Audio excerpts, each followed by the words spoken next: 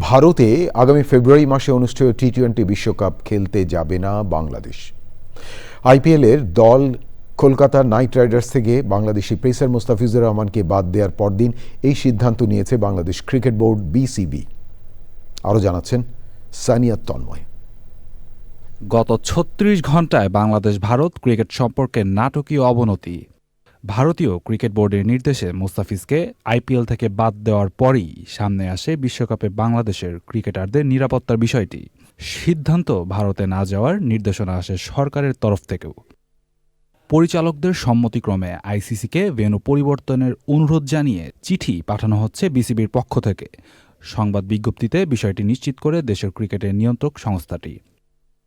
2026 ICC টি-20 বিশ্বকাপের যৌথ আয়োজক ভারত ও শ্রীলঙ্কা। সূচি অনুযায়ী গ্রুপ পর্বে বাংলাদেশের ম্যাচগুলো হবে কলকাতা ও মুম্বাইয়ে। বাংলাদেশের সিদ্ধান্তের পর আইসিসির প্রতিক্রিয়া না জানা গেলেও বিসিসিআই এমন দাবি নাকচ করেছে বলে জানিয়েছে ভারতীয় সংবাদ মাধ্যম।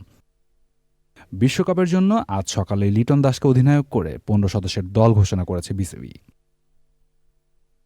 Sania Tanmoy, sports desk, channel I.